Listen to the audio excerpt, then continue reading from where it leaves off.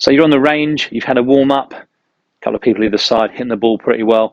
It's very easy to be tempted just to pick up a 7-iron, 8-iron, something you're used to, and just try and hit some good shots until you start looking as good as them.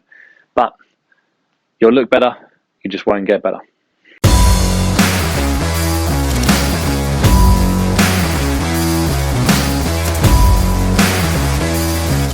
So looking at this Arccos data from a player that I work with, and we can see here doing well, single figure handicapper, going to single figures, trying to get lower. So this is compared to a 6 handicap golfer. That's his baseline data there. And driving going really well, short game stuff there or thereabouts. Approach shots in particular, we're starting to work on.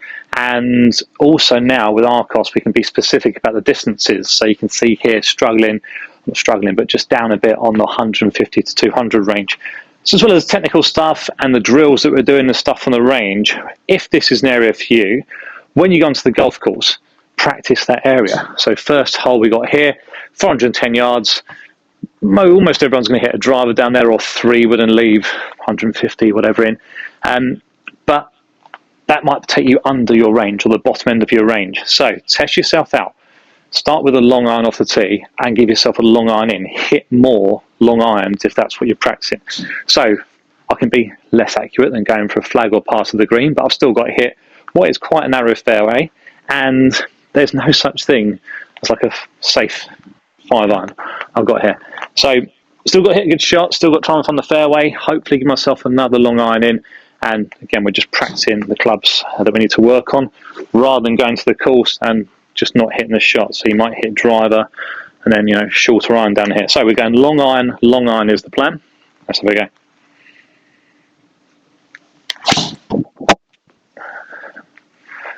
Looks a bit left, but a bit high and left. We're okay. Say that for now. So what have we got left? Down there, 203. 203 to go. Right, so we're going to go with, I guess, down to a 6-iron, but this is in the range we're sort of working on. Okay, now, so I've got to be a bit more accurate. So I found the fairway.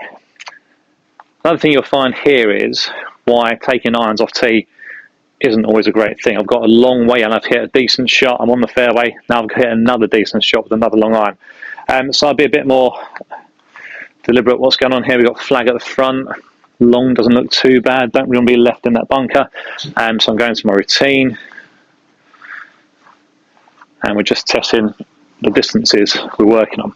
So rather than smashing driver down there or 3 wood and maybe having a shorter club in, I can practice what I need to work on.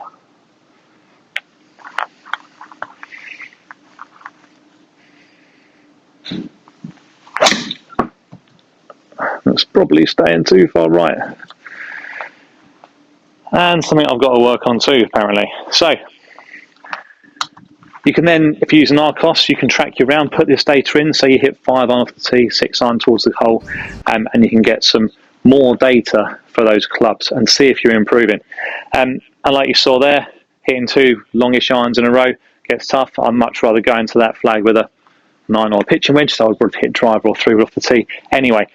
But it's a way of testing yourself on the golf course, giving you more opportunities to test the areas of the game that you need to work on, rather than just waiting for that hole and having one shot. So mix up the tee shots, you'll get different length approach shots, and then you'll have more chance to test the areas you need to work on.